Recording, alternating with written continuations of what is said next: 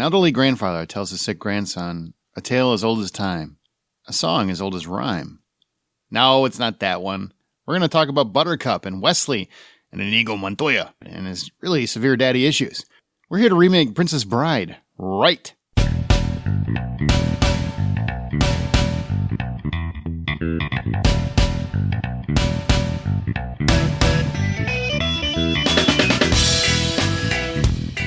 Hello, my fellow cinematic architects, and welcome to Remake This Movie Right. We are a member of the Hollywood Outsider Network. Listen to episodes of Remake This Movie Right on Apple Podcasts, Spotify. Reviews are appreciated. Please do that, or your podcast app of choice. Or just visit the website at remakethismovie.right.com. Remake This Movie Right is a show that takes an original film that has an actual remake in the works. Not so far, but you never know when it's going to happen. Figure out what still clicks and what doesn't. Throw a little bit of humor at it, and then we determine exactly how Hollywood should remake it. So by the end of each episode, we will have the remake ready to roll for Hollywood execs and present it to you in movie trailer form. We're here to tell Hollywood how to remake this movie right. I am your host, Aaron Peterson, and with me today, you remember her from Flatliners, 9 to 5, and Splash, Courtney Davenport. Farm boy, fill these with water. Jeez.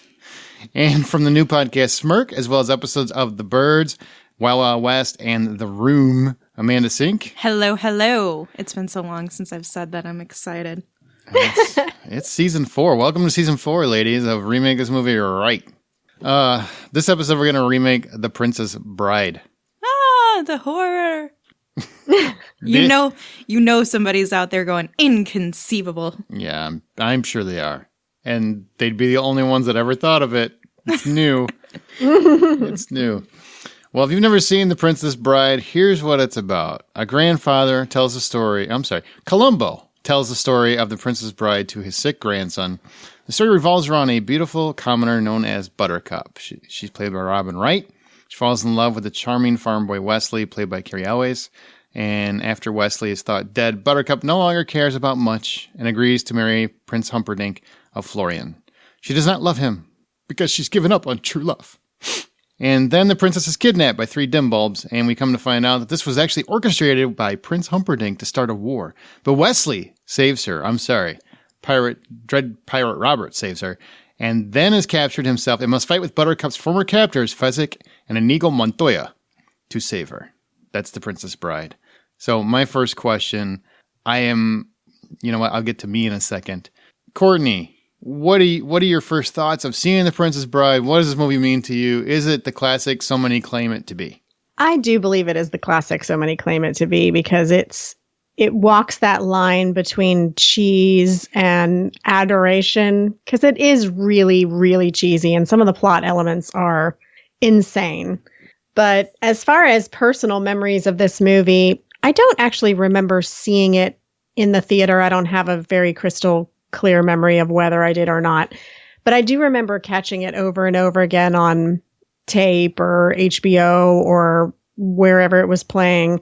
And I have an association with this movie because there was a boy in college that I was friends with that had a secret crush on who really liked this movie a lot. And he was into Renaissance fair type things. So this movie was definitely his jam. And he had the blonde mopsy hair and the blue eyes. And he would occasionally drop the as you wish line, which would, woo, instant. Are you sure he was into you? Is this part of your role playing in the bedroom? No, it wasn't. Are you but sure? It was a friend of mine that I actually took a martial arts class just so I could have an excuse to wrestle around with him. It was so ridiculous. That's ridiculous, but cute. Wait, you had wrestling classes where they would allow the men and the women to wrestle with each other?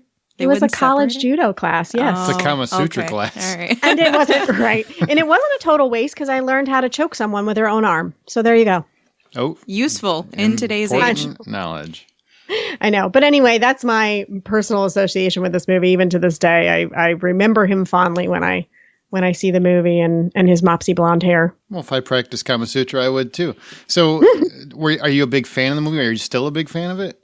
I am a pretty big fan of it. I'm not a diehard, watch it every year, watch it all the time kind of fan, but I do think it is an absolute classic. Yeah, we were going to have Angela Wallach on, who's been on other episodes as well, but unfortunately scheduling, she couldn't work it out.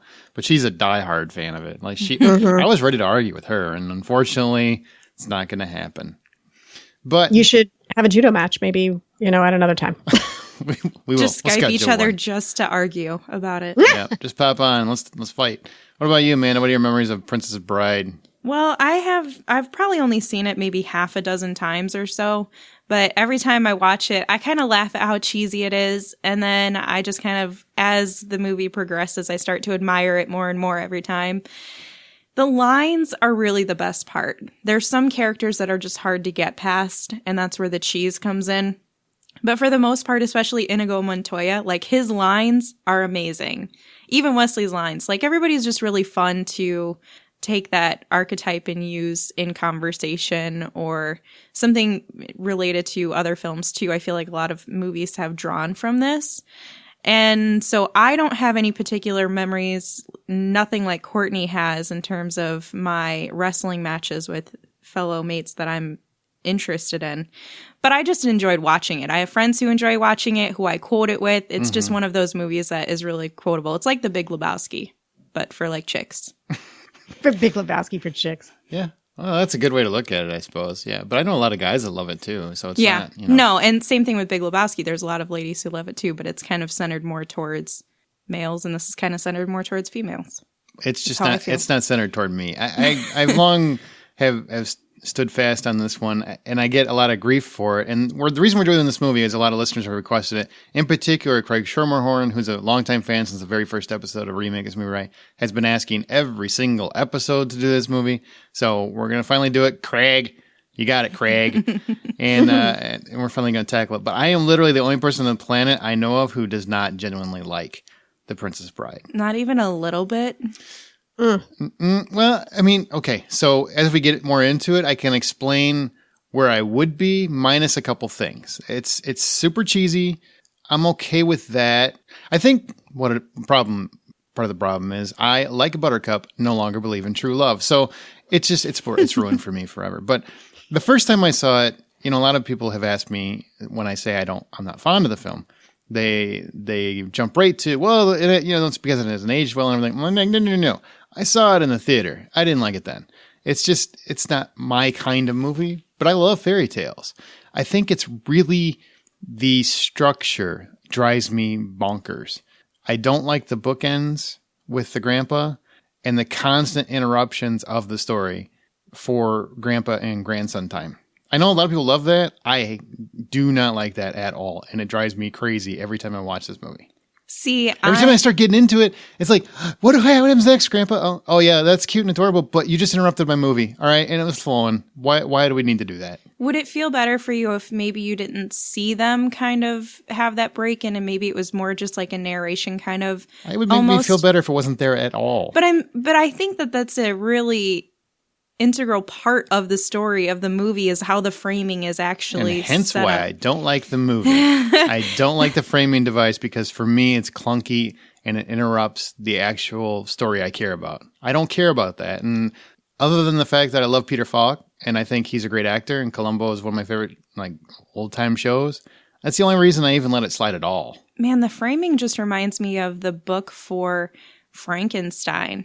From how that book was framed, because this is actually based off a novel too, and I haven't read the novel obviously, but the screenwriter who did it was his novel, so I assume it's pretty true to I what actually he wrote. Don't think the framing is in that book. I think it's just the fairy tale. I could be wrong. I could be wrong. I'm not sure, but I think if he integrated that into the movie, there was probably a reason why he decided to do so. And for me, it works because I think that it's so cheesy. Sometimes it's hard for you to kind of sit back and enjoy it. And then I, like the kid, am sitting there like, are you kidding me? Is this really what I'm watching? And as it goes on, I, like the kid, am, hey, Grandpa, tell me more. Like, I would like to know more. And I think it also helps lead it back to children, too, and keep it kind of a youthful story versus just this fairy tale love story for adults. Not that kids couldn't relate to that, too, but I feel like this is a good way to kind of bring it back and make it more realistic. I agree with that because the story is so crazy. Like, the things that happen in this story just are fantastical and fairy tale like. So I think having the reminder of the book being read for the child is a good reminder that we're watching something that's a fairy tale, that's a story.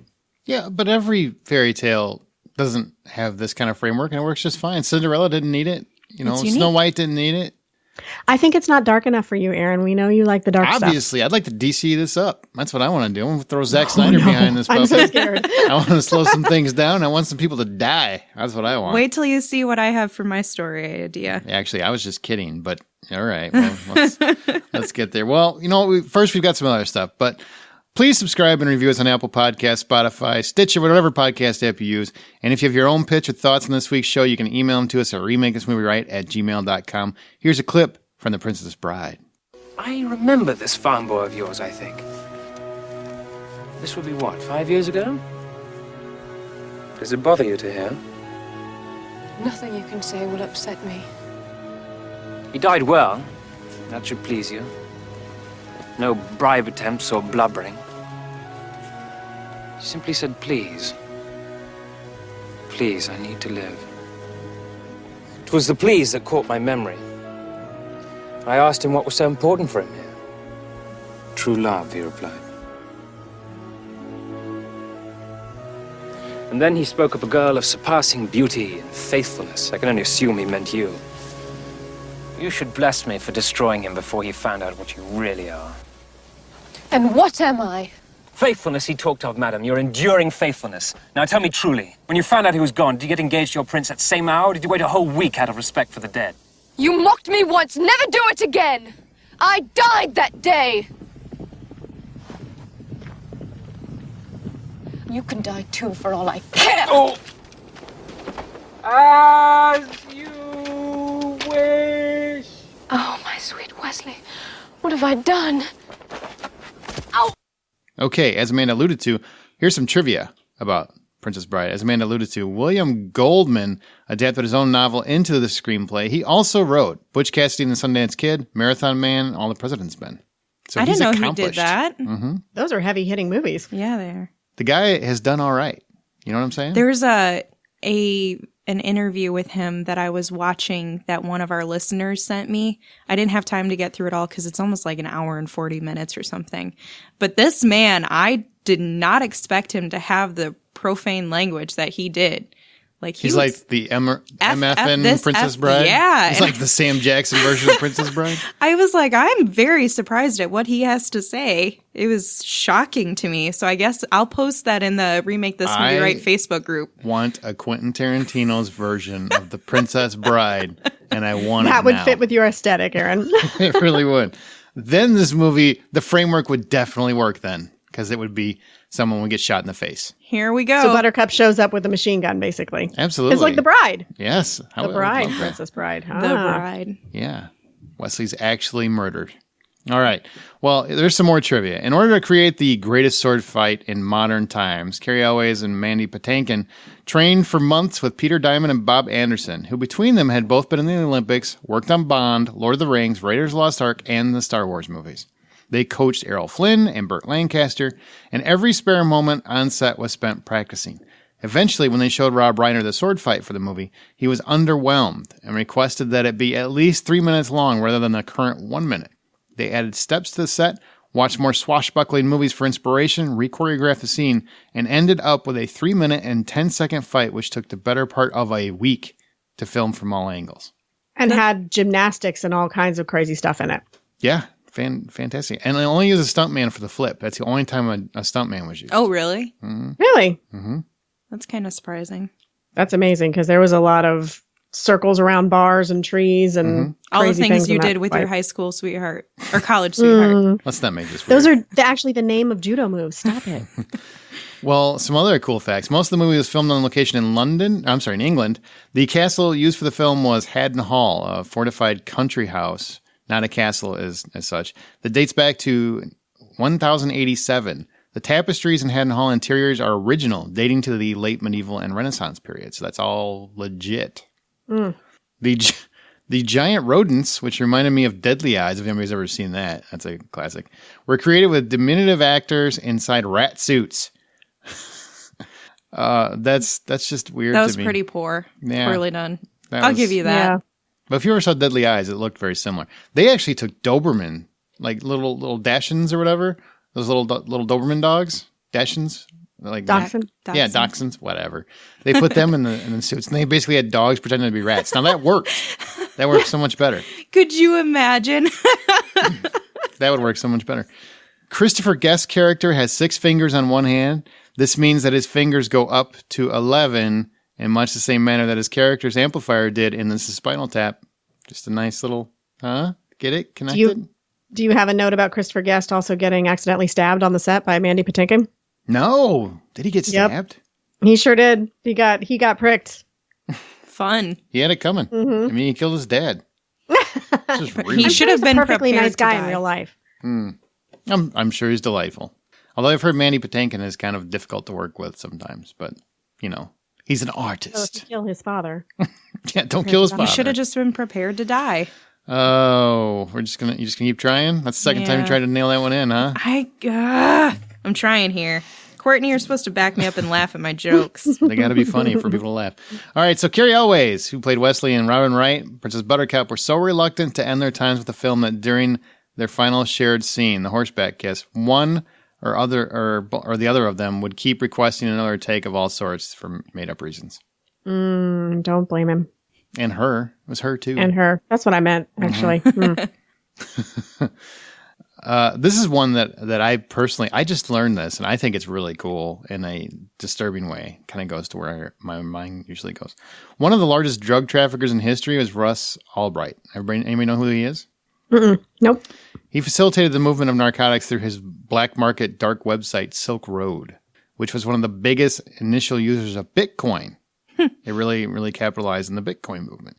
He did so most anonymously under his arrest until 2013, until his arrest in 2013. But his username he utilized for the business was Dread Pirate Roberts, Oh. in reference to the possibility that the person in charge could be changed at any time.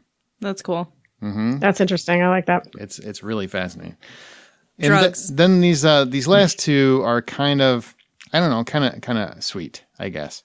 During the filming of some scenes, the weather became markedly cold for Robin Wright. Became pretty cold for her. Andre the Giant helped her by holding one of his hands over her head. His hands were so large that one would entirely cover the top of her head, keeping her warm. Aw, that's sweet. Yes. And my favorite, oh my God, I almost cried. I swear to God, you guys might cry too. When asked about what his favorite thing about making this film was, this is almost enough to make me like the movie.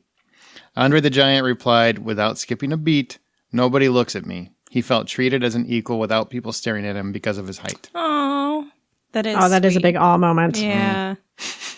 I have some more trivia if you're interested. Sure. So speaking of Andre the Giant, there was a different person who was offered the role of Fezzik. You're not going to believe it, but it was Kareem Abdul-Jabbar. Okay. And he wanted it, but it interfered with his NBA schedule. Thank the Lord. That would have taken it in a weird, different direction. It sure would have.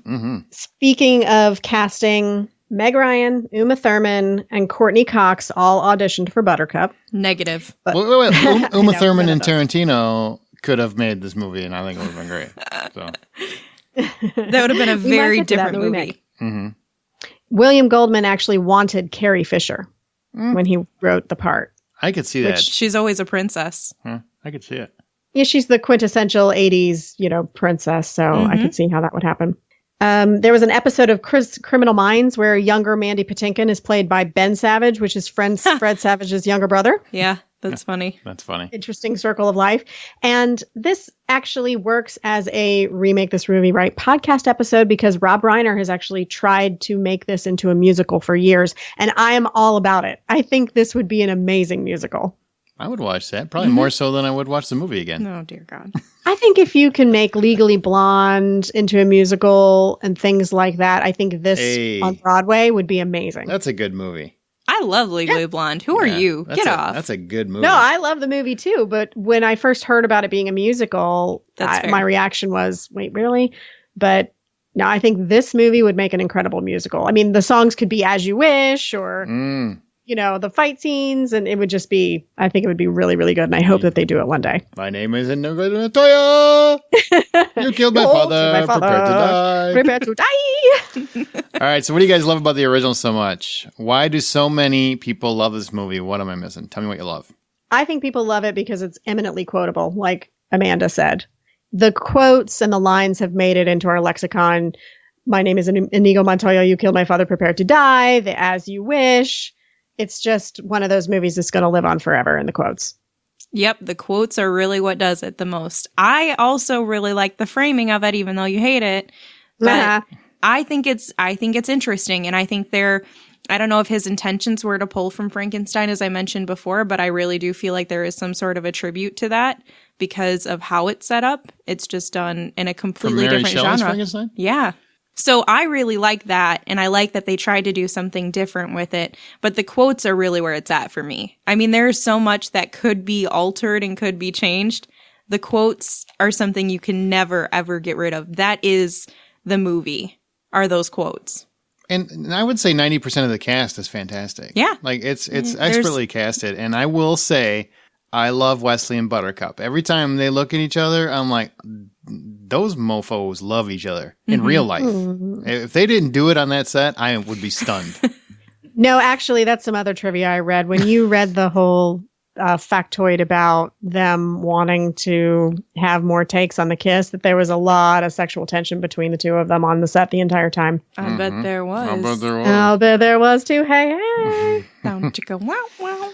I think that the lines obviously are the thing that make it iconic, and also the cheesiness of it, which I know I said already, but it's one of those movies that walks the line between cheesiness and just being plain bad really, really well. And even watching this movie now, I haven't seen it in years and years. There's so many scenes where you're just, if you thought that this was made now, you could, like, for example, the whole guide my sword thing. When Inigo is looking for the man in black, and I'm sitting here watching him going, well, all you have to do is hold up your phone and look for a Wi-Fi signal called Pit of Despair or Underground Torture Bungalow. And there you go. It was cheesy and funny, and it still is cheesy. I agree it's cheesy. I just don't like it for that fact. But I will say Chris Sarandon, he rode the right amount of cheese and drama in his performance. Like, there are moments where he's just chewing the scenery up and just being absolutely absurd with his facial expressions and what he's going to do. And then there are moments where he looks like he really could kill everyone. Like, he looks like... You're talking about Humperdinck, right? Yeah, Jerry Dandridge from Friday Night. Yep. Is it just me, or there's so much homoerotic text around him and his everything men? He does. Everything he does. Go watch any movie he does. It's always there. I never picked up on that any other time I watched that until just now, because one of his page comes to him and places his hand gently on his arm, and he's so frilly and prissy, and I didn't never realize that before, but I did this time. Well, I think here it has to do with his character, right? Because his character is obsessed with being worshipped. He loves that, and that's why he gets so mad at her near the second half of the movie. When, why don't you love me? Even though I didn't want you, I still. I mean, I'm kind of pissed. So I guess it's going to be better that you die on our wedding night now, instead of the whole kidnapping thing. I know. And he was so huffy and when he got tied to the chair, that queen is going to chew through those straps. She did not tie him very, well to begin with. That queen is going to chew through those straps and put on a fresh coat of mascara and his finest pink riding gear and go straight after them. Wow. You preach it. I don't think so. I don't know. Buttercup looked like kind of let's just see what happens. For most of the movie. She was pretty dainty, but that's what a new fresh coat of paint can do. Fix that right up. I can. I do love even though I'm not somebody who loves the movie, there are a lot of moments that I love. The moment at the end where he bluffs his way into making Humperdinck give up, I think is really funny in a way. Mm-hmm. Very clever and funny at the same time. I like the sword fight between him and Montoya. I think that's hysterical and very well done, like very well orchestrated. I also like when he's climbing up the rope and he's like, yeah, well, it'll be a gentleman. Now we'll wait for you to come up here. All that was. Did you throw me the rope? Well, I'm going to kill you when you get up here. Yes, that does put a damper on our relationship. Yeah. I just really like that because he's one of those guys where when you, for a small portion of the movie, you think you're just supposed to hate him because they kidnapped this girl. But really, like, it's every second, Carrie always is climbing up the rope, and I'm sure I've been saying his name wrong the entire time, but that's fine. The guy from Saw. He's climbing up the rope. With every bit of getting a little bit closer, I like Mandy Patinkin just a little bit more. Every single hand grab of space that Cary Elwes does. So he is a then real when he charm. gets up on top, they sit there and they just bro out for a little bit. You know, they take a selfie together and then they start fighting. It's just they're chatting like it's nothing. It's just weird, but good. So what doesn't work for you guys? Since you love the movie, what doesn't work? The cheese. I mean, I can do without cheese. I don't know if there's ever really a good situation where cheese is necessary, other than if you're eating it and you have some crackers. But in movies... Wow, that's another dad joke. That's like 3 for you. I'm also a little hungry now, too. But when I'm watching this movie, that's something that I can absolutely get rid of. The character, oh gosh, I can't remember what the actor's name is, a little midget guy. Who Wallace Shawn. Yeah, cannot. I can do without him. Nails on a chalkboard. But that's one of those iconic scenes again. You can't get rid of that. You can get rid of him, though, and all of his cheese. There was just it was trying too hard with him. Let me jump on that bandwagon, because my biggest complaint in the movie starts and ends with that sumbitch. Because I'm sure, he works for a lot of people. No, I think he's nails on a chalkboard to me as Vizzini. We're talking about Vizzini, whatever. He's awful. He's so grating. And I know he's kind of supposed to be, but it's too much. It's just not fun. No one would follow him ever. He's like the most annoying Burger King manager ever. He's just not somebody that anybody's going to follow into a kidnapping. I'm sorry. They're just not, because nobody could stand him. And he's just that bad. I think you can redo that scene with just about anybody and make it better. Put Peter Dinklage in that. He would have been a master. There's so many different ways they could have went with that. Wallace Shawn is one of those guys. I'm sure he's a lovely person in real life. Whenever he plays a character, it's just like high pitched and squealing. And it's just like, it's like when squealing tires are on gravel. I'm like, it doesn't belong here. That's what it is to me. And it just tried So to you're probably hard. not a fan of like Gilbert Gottfried either, are you? No, except in Ford Fairlane, because he belongs. And I also, once you started saying that just a little bit ago about how you loved moments in this movie, I almost wonder if I love many different moments in the movie rather than everything from the movie beginning to end. It's starting to make me question how I feel about it. Yeah, I'm working some magic. Hey, I'm not saying that I don't love all of the moments that I do, because there are plenty. Yeah, come on over to the dark side. Come on. No, I still like the movie, but I just don't know if it's as much of a masterpiece in its entirety. Get out of here, Darth Vader. Now you're casting Carrie Fisher. I see what you're doing. I wish my Carrie would have been in this movie. Come to the What? dark side. You're not even doing a Darth Vader accent. Darth Connery. Well, I am personally here for all of the cheesy moments. I guess I'm the only one, because I think the cheese is super great. I love it. Well, no, you're not Here's I'll alone. some take all the crackers. cheese with all of the wine. Thank you very much. A lot of people love it. It's a lot of people love it.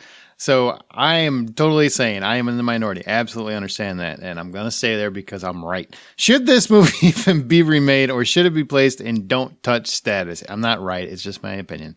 Should it be placed in don't touch status? Courtney? I think it definitely should be remade. And I'm going to return to my point that I wish it could be a Broadway musical. I think it would be incredible. All right, Amanda? Can we just have you repeat that you were not right again? I was not right. All right. There is no such thing as right when it comes to opinions. Opinions are opinions. The only thing you can ever be right about are facts. And you can't change a fact. You can't have an opinion about a fact. If it's a fact, it's a fact. I just This want isn't a to, fact. I'm going to make sure that we get this timestamp. No, Save it for future recordings. I think I was really hesitant for a very long time about this ever being remade, just because it's so iconic in terms of the quotability and the lines that are in there. The dialogue is really what's so impressive to me. Even in the lines where it's not just about humor and quip, it's just the way they kind of spar back and forth with their use of language. I really enjoy. But after, so for a long time, you could say it was inconceivable. yeah, why is it funny when you do it, but it's not funny when I do it? This because is stupid. You laughed and I didn't. I know. So. I laugh at everything though. Don't take it too much to heart. But now that I've rewatched it, the points that I have an issue with are stronger for whatever reason.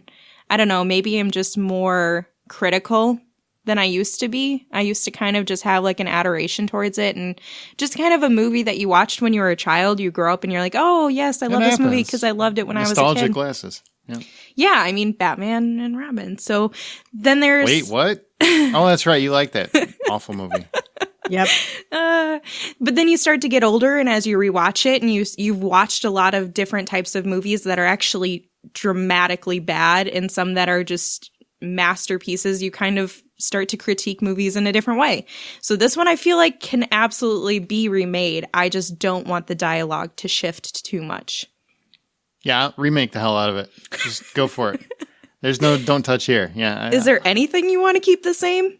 Yeah, Carrie and Robin, right. Yeah, Buttercup and Wesley, I think are adorable. Totes adorbs. Every time they're in a scene, and Mandy Patinkin. I love those two. Andre the Giant, too. I think he's very sweet.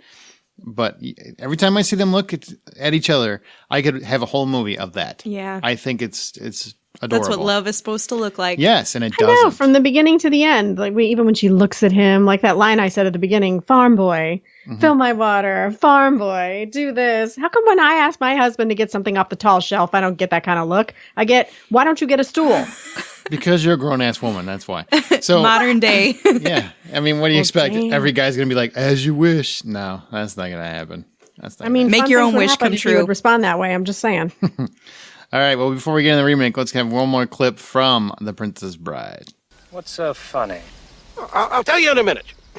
First, let's drink.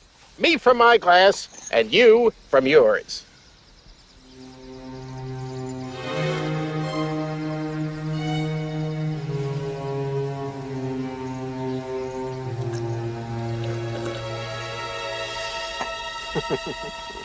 You guessed wrong. You only think I guessed wrong. That's what's so funny. I switched glasses when your back was turned. Ha ha, you fool. You fell victim to one of the classic blunders. The most famous is never get involved in a land war in Asia, but only slightly less well known is this. Never go in against a Sicilian when death is on the line.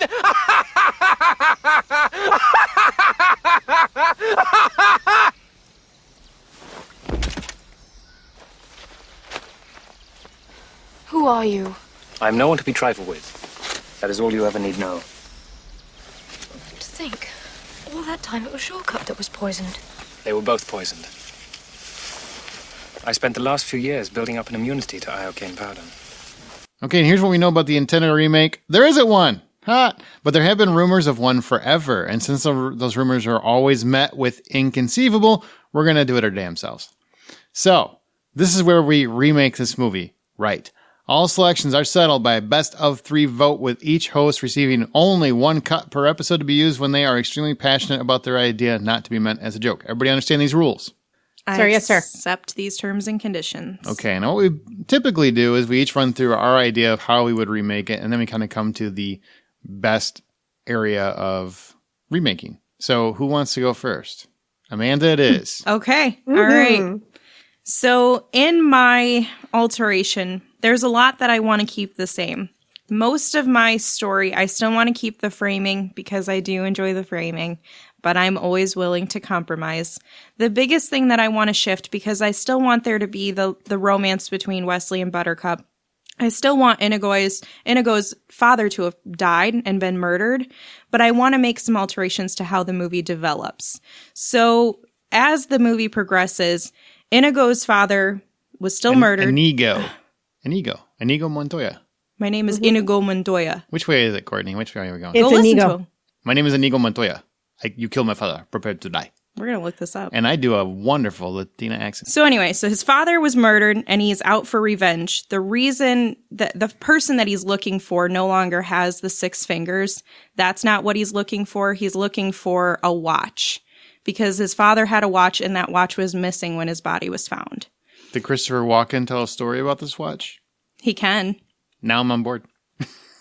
So he actually ends up falling in love with the Princess Bride, so with Buttercup.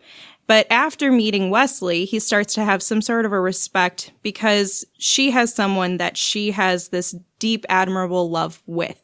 And hang on, I'm confused. So Inigo Montoya is, I'm sorry to interrupt you, but Inigo Montoya is in love with... Princess Bride, with Buttercup. With Buttercup. Yep. But she's in love with... But she's still in love with Wesley. Okay. But he doesn't try to interfere with that relationship because he respects it. He sees that same love that we've all seen in the characters, and I want that to be maintained.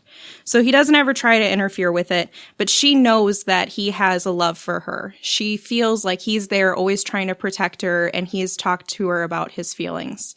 But he's just kind of that nice guy who's been friend-zoned. So as the story progresses, there ends up with a duel, and Montoya is basically there. Call him whatever you want. Nope. Call him Bob. Nope. Yeah, Bob Montoya. So with my name is Bob Montoya. You killed my dad. Prepare to die. You stole my stapler. Prepare to die.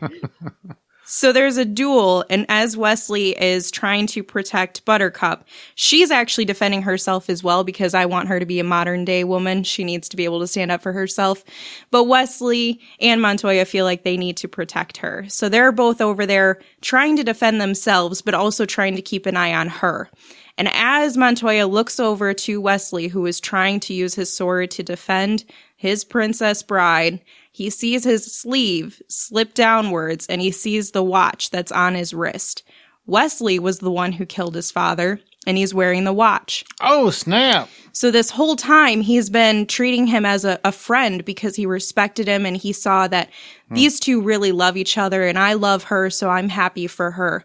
But now he sees this dude killed my dad. So we've been friends this whole time on this adventure, and I'm trying to help the two of them. And this whole time he's been hiding this, and he knew it was a secret because he was the man in black. Everyone knew that the man in black was after him. So he notices. Where's the love going to be in this movie? The love is between Wesley and Buttercup. And there's also love between, obviously, for Montoya to the Princess Bride. As he sees this, he decides to forget about the people, apparently forget, because this always happens in movies, forgets that there's people who are trying to attack him. He just defends them off because he has this adrenaline rush. Goes over to Wesley, fights off the people that are near Wesley because he wants him for himself. And so he confronts him about the watch, and Wesley just gives him this sly little look because he knows that he's deceived him this whole time. He knew that if Buttercup ever found out that he was the one who murdered his father, she would never forgive him for what he did because she knew the story, how malicious it was, and how much it distraught that family. Why would he kill his dad? Is there a reason for it? I was going to actually leave that open to us to discuss because every time I get a very developed story, there's something in there that wants to be changed. Oh. So I'm pretty open with that. But this is something that I want to be in my story. So as he goes over there to fight and confront Wesley, he brings up the watch, notices the watch, and he gets that sly look from him. He knows that Montoya knows that Wesley understands what he did and that he's figured it out. Montoya actually defeats and kills Wesley in front of Buttercup. But because she doesn't understand everything yet, she's not fully aware of the watch because the watch was never disclosed. That was only something that the son knew. So she's trying to defend Wesley because she thinks that he is only attacking Wesley because of his love for Buttercup. So then they end up in an argument, but he slays Wesley. He gets rid of him. I think this is a Tarantino movie. Yeah, I mean, you can throw it whichever way you want. So he murders Wesley, and basically the aftermath, he tries to tell Buttercup what happened and explain to her, but she doesn't believe him because Wesley would never do something like that. I was always with him, and blah, blah, blah. I agree with her. I don't think he would. And so basically he doesn't end up with the girl because she is so angry with him for attacking the man and killing the man that she loved, who she presumes to be innocent. But then Wesley is no longer to be. So she is no longer with her love, and Montoya still killed the man who killed his father. But there's no real salvation for anybody in terms of their love at the very end of the story. We made it dark. Actually have an idea about that story. You got to have love at the end, otherwise it's not Princess Bride to me. Well, she had love with Wesley. I don't even like this movie. She had love with Wesley. Just because their love together doesn't survive, they're going to die eventually anyway. I mean, they still had love together. They still had their relationship till that very moment. That's interesting. All right. Courtney, what's your idea?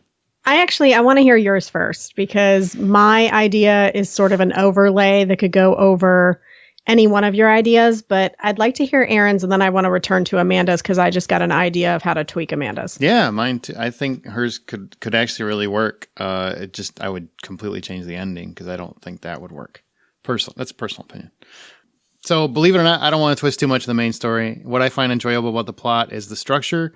I would just kick the cheesiness and the bad jokes out to the wind. And that frickin' framing device, I would get rid of that so bad. Grandpa would die a horrible death. It just would not be part of my movie. No grandpa, no grandson. It's out. It's gone. So I spend more time establishing Buttercup and Wesley. They were a little too fast, I thought, in the movie. So I need to see more of their relationship. Then we would see Wesley coming upon the Dread Pirate Roberts, make sure in the mask that Pirate Roberts looks strikingly similar to our lead, so we could actually maybe be confused later on. Then cut to years later when Buttercup is dying inside, wondering, where's my Wesley?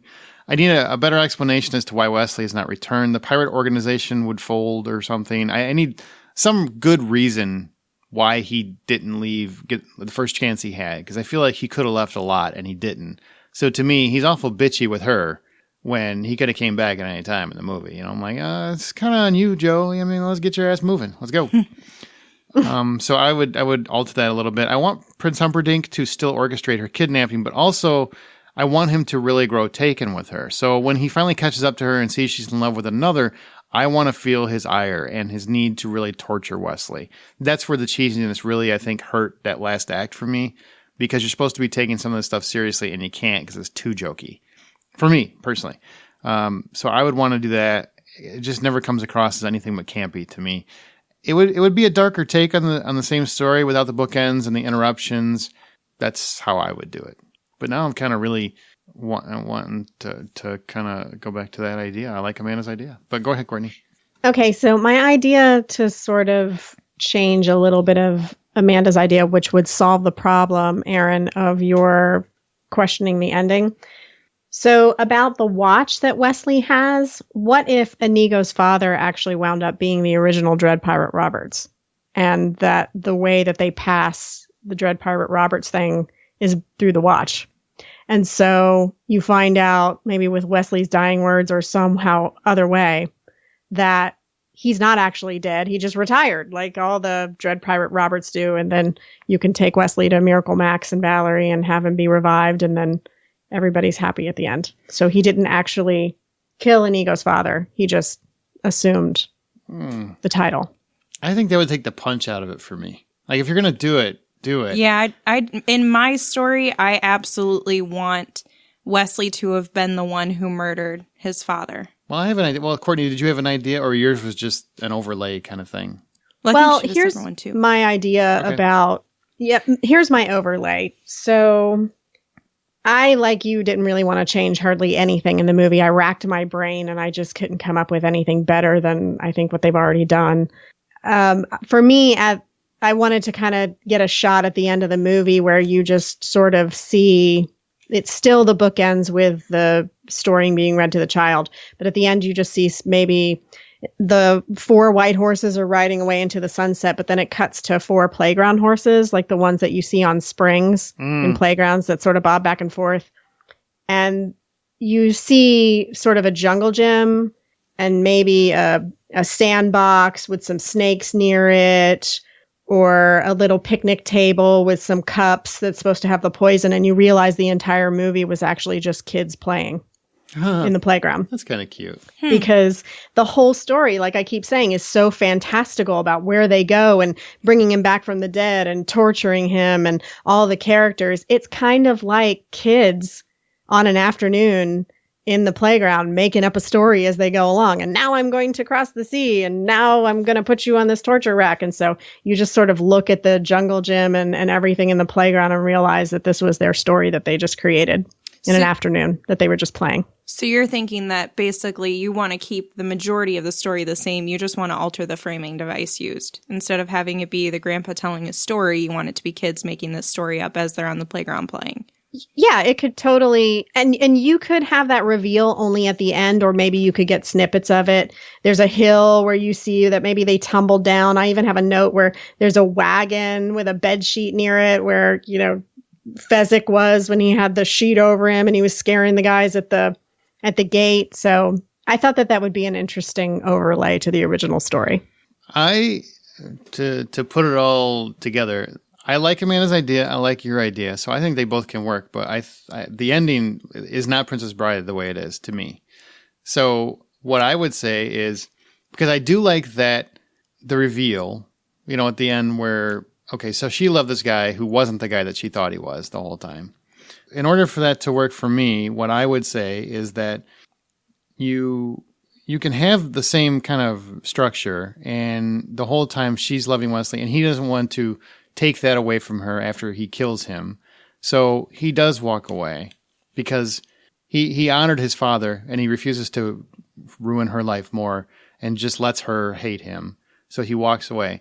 And she finds out later, like I would say maybe months or a year later, that, it just like flashes forward or something along those lines. A time period goes away where she comes across somebody, Fezzik or somebody, who explains, this to her. He has the watch because Montoya never took the watch.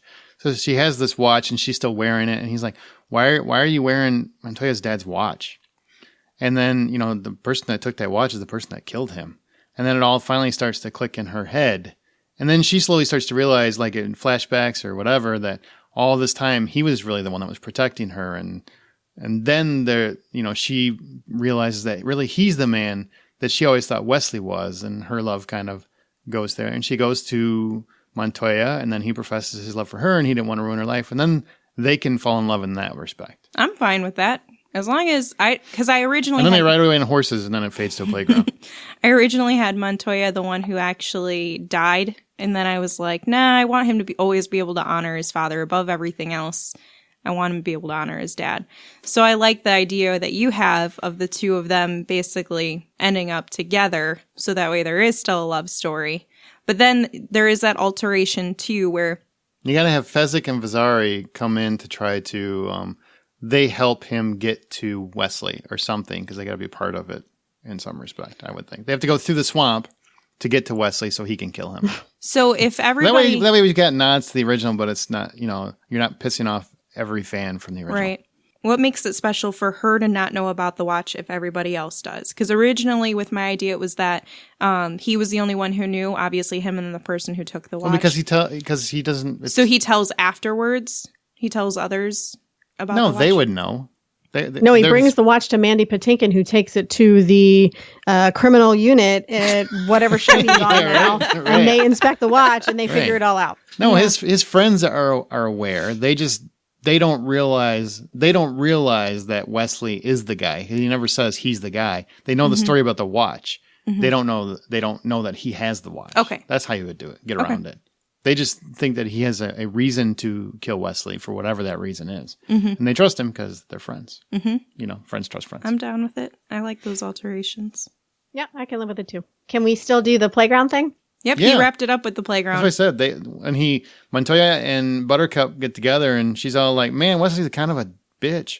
And they fall in love, and she realizes he loved her, and he's the man that she always wanted Wesley to be. That's when they ride off, and then it fades to a playground, and you see kids, and then you're kind of like, oh, this was them telling their own little story. Yay, I like it. Okay, well, I think we got a remake. See, it can be done, people, and it's different enough that you won't have your precious Princess Bride destroying your childhood. So there, it's different. You know how many people are going to be so mad that Wesley dies, though? You know how many people are going to be mad that Humperdinck isn't even part of the story? Fair. We should probably throw him in as some kind of red herring. That we think maybe Humperdinck is the one that killed his dad the whole time. I'm fine with that, yeah. I like that. Yeah, it's like a misdirection. Yeah. Aha! And then come to find out, it's Wesley. All like along. Maybe that's what, okay, so he gets his friends to help him go to kill Humperdinck because Wesley has led him to believe that Humperdinck's the one that killed Wesley's his dad. So Wesley's kind of set this guy up as being the fall guy. Yes, and it isn't until right before they get there that he notices that he has the watch because he keeps it in his pocket or something. Yeah, at the duel. Then he sees it in some way, catches it off the corner of his eye, and then he's like, I can't kill Humperdinck. I must kill Wesley. Yep. I like that because in the idea, like how I pictured it, because that was the scene that I pictured the most, is they're both kind of eyeing Buttercup, but they're trying to protect themselves in whatever match they have, kind of on separate ends of the room. And then once he looks over at her and he sees Wesley protecting her with his sword, and his sleeve just kind of, because in the movie their costume design is kind of like a little like fluffy around the arms. I don't know. I'm not a costume designer. You don't want me to explain this, but I think you guys understand what I'm saying. So it's not like tight fitted sleeves where you would just notice that there's a watch there the whole time. And so his sleeve just kind of like flings downward a little bit. And for whatever reason, that's when he notices it. And then that's when he goes over and runs to him. So if he's fighting him right then and there, and then sees Wesley and his watch, decides, I don't need to worry about this fight right now. I don't need to kill this guy. I need to kill Wesley. Then that helps the story progress and also gives you a wrap up. All right. So Courtney, who should direct our movie? Who's the director? Who do you got? I actually have either the Duffer Brothers, who directed Stranger Things, or Tim Burton. Ooh, that's risky this day and age, isn't it? Oh my God, but I really like that idea. I don't. You don't? No, I'm just kidding. No, it's risky right now. I love Tim Burton, but it's rolling the dice these days. It's rolling the dice. Yeah. I thought of the Duffer Brothers because of my whole overlay of the kids thing, because he has such a strong connection to children in Stranger Things. I wanted to kind of go with the one who did the Kingsman. Matthew Vaughn? Yeah. He's partly because of the story that I have with this, and it's got a lot of fun action, and I think he deals with that quippiness a little bit. And also because my lead for Wesley was Taron Egerton. Me too! Was it really? Yes! High five, girl. Woo! Well, sorry, we're getting ahead of ourselves, but I was just explaining. My director would be Kenneth Branagh, because he did Cinderella, he did Orient Express, he does old time Henry V, he did Dead Again. He does old timey fairy tale fantasy better than most directors working today. Did he direct the Agatha Christie movie that just came out, Murder on the Orient Express? Yep, sure did. Yep. I'm down with that. I don't know about Kenneth Branagh. I don't know if he could do the humor and the cheesiness. He did Thor, the first Thor. And he did Cinderella. Cinderella was the most charming, funny, cutesy. But hey, I'll go with either one. I'll go with either one. I'm okay with either because my female is also related to Cinderella. Courtney, you pick. What was the gentleman's name who directed Kingsman? Matthew Vaughn. I'm going to go Matthew Vaughn. All right. Because Kingsman had a lot of really funny elements to it. So you guys, who are the leads that you had picked? Run through your cast and we'll see. Let's take the first one. Let's take Wesley. Who was your picks for Wesley? Taron Egerton? Taron Egerton was mine. Yep. Okay, mine was Tom Ellis from Lucifer. Oh, I do like him, but I really like Taron Egerton.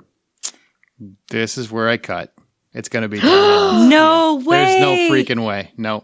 I'm going to go because I want a little bit older. I want a guy who can play sweet. If you're going to go this route, I want somebody who can go a little darker. Okay. Yep. All right. Well, I don't have a choice. Freaking love but I Tom do Ellis. like him. Because he's the main guy, right? In Lucifer. He is really charming too. But he's also really good at being deceitful. Yeah, he goes charming to evil in about 3 seconds, and I love him. And with him being Wesley, it's still a good choice. So I was okay saving with it. my cut. I didn't want to waste it because I really wanted him. That's all I really wanted. So are you aging up Wesley and Buttercup then? Because they're really young in the movie. Yeah, definitely. I am now. Well, Wesley's definitely older. The girl doesn't. I mean, you know what? In fairy tales, they can be whatever. That's what I say. He's not that much Age ain't older. none but a number. He's not that much older than Taron Egerton. Well, and I only did the 3 main because those were the ones that I was looking into. All right, in so my Buttercup, story. who you got? Courtney, what do you have for Buttercup? I had Elle Fanning for Buttercup. I can't complain about Elle Fanning. I just watched Elle Fanning in The Beguiled this week, and she's fantastic. She's great in everything. I just saw She's her. really good in Super 8. I just saw her in a movie, Galveston, and she was great in that. She was really good in that. Who do you have? And she has that beautiful, delicate beauty that Robin Wright had, which, as Robin Wright has aged, she, you could cut glass with her cheekbones and everything, and she's grown to be such a strong-looking woman, and so it's just so interesting how fluffy and soft she was when she was young. It's so weird how she is Wonder Woman's warrior now. And she was so kind of mousy in that movie, in The Princess Bride. Who's yours, Amanda? Mine is Lily James because I think she can. I'm sold. I'm sorry, Courtney. She's one of my favorite actresses working today. I love her, but to me, she's perfect for this role because I want this character to be more modern in the sense that she's the independent woman who can take care of herself, but she sure as hell doesn't mind having a nice man next to her, someone that she can love and spend her days with. And I think Lily James has the perfect personality for somebody who's sweet, charming, delicate, but can definitely handle her own if she needs to in a situation.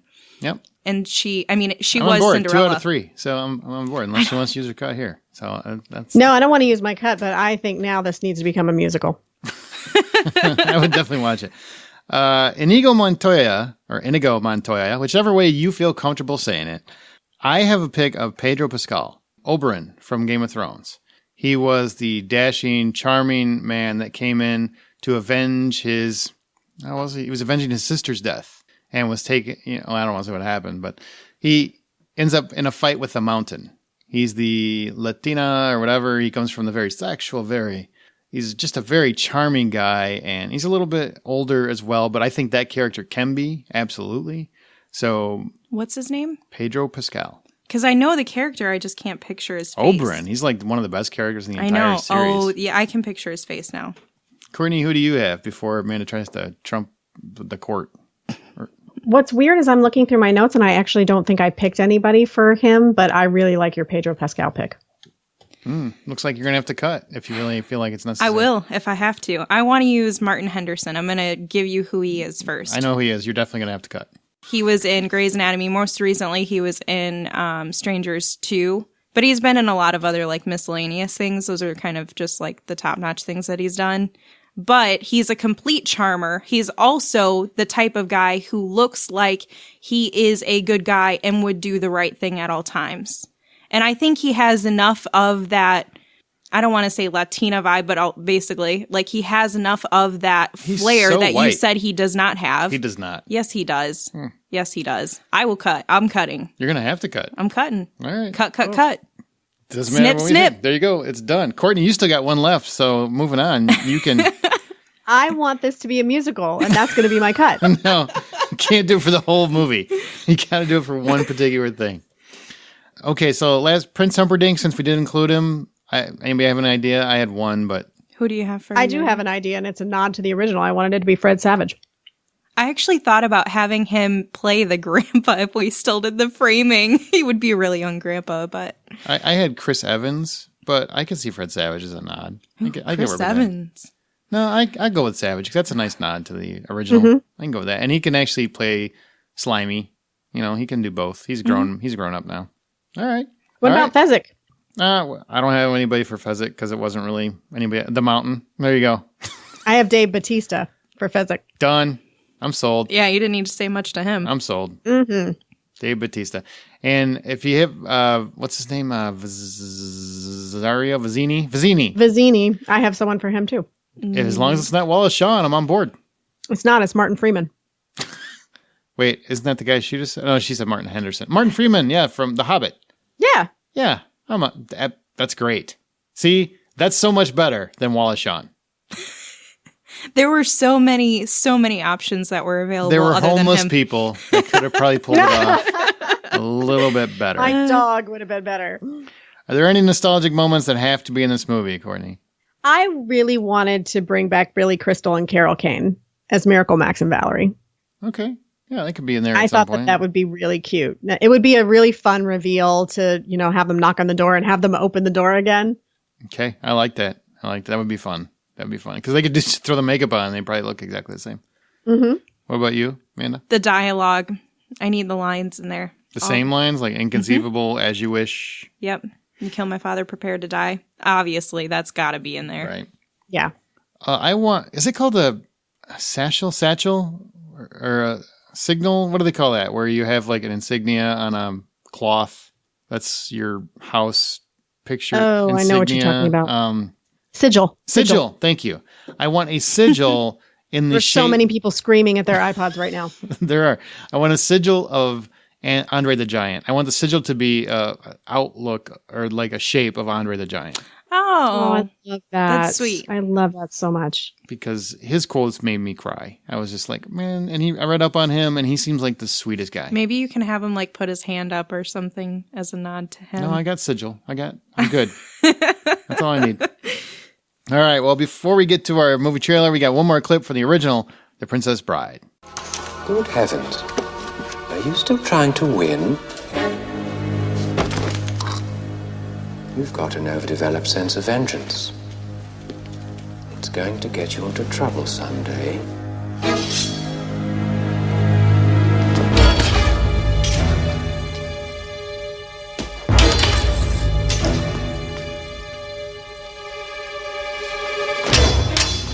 Hello. My name is Inigo Montoya. You killed my father. Prepare to die.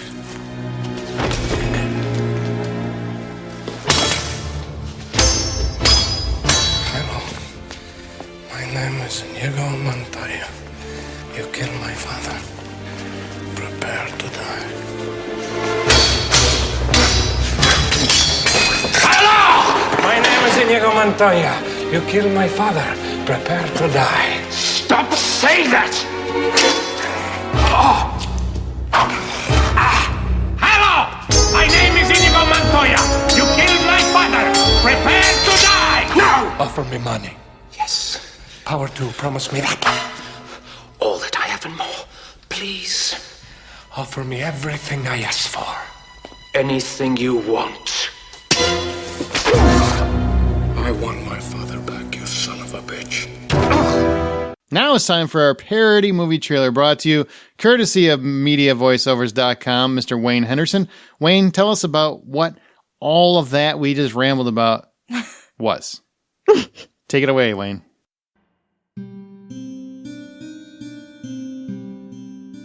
Once upon a time, there was a sword fighter named Inigo Montoya. He loved the fair maiden Buttercup, though she only had eyes for Wesley, Montoya's friend. Wesley and Inigo's love for Buttercup forever kept them in her stead, though Montoya would always respect his place. One day, Inigo found his father murdered, missing his family heirloom. Many said it was Prince Humperdinck who took his life, and after Humperdinck kidnaps Buttercup, it sends both Wesley and Montoya on a quest for vengeance. Along with his friends, Inigo and Wesley storm the castle to retrieve Buttercup. During a fateful duel, as Wesley defends Buttercup, Inigo notices his family heirloom on Wesley.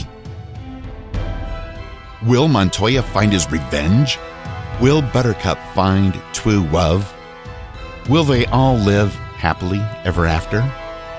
If you wish to find out, come back next summer as Matthew Vaughn delivers an inconceivable take on a classic tale. His name is Inigo Montoya. Wesley killed his father. Now he must prepare to die. This is The Princess Bride.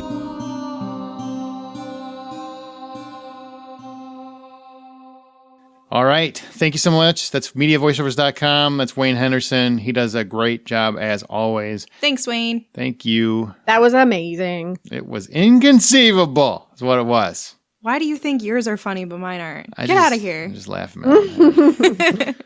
All right. Well, thank you guys for being here. I already mentioned Wayne Henderson. So, Amanda, where can people find you? You can find me at Smirk Podcast every week. We put a new episode out. And Courtney, you've been on many other episodes. What other ones have you been on that you want to mention? I have been on Splash and 9 to 5 and Flatliners and The Fly. But if you have already listened to those, you can find me hanging out in the Facebook group for Remake and also for the Hollywood Outsider. There you go. And be sure to tell her that you want a merry-go-round of fairy tale horses because she wants one too. And that you agree with me that this should be a musical. As you I'm wish. ready for the singing. Subscribe and review us via Apple Podcasts. We're on Spotify, Stitcher, your podcast app of choice. Remember, you can email us at remakeismovieright@gmail.com. We're on Twitter at remakeRight. And our website is remakeismovieright.com. If you like the show, please share it on your social media outlets, Facebook, Reddit, Twitter, snipper chat, whatever the hell you're on. That's fine. Please share it. Really. Smoke signal. Smoke signals. Can they do that? That would be fantastic if the logo would be... Like, just use it like Batman, where you can just use the light up sign and put it on buildings. It would be very tricky because it's a film reel and a bunch of words. But you know what? We can make it happen. I would like that. Well, thank you guys for being here so much. Appreciate it. Thank you for having us. Welcome back to season 4. Well, the credits have rolled on this remake, but be sure to come back for our next one. And remember that every film you love will get a reboot someday. Even The Princess Bride. It will happen. And only you can remake that movie right. With music.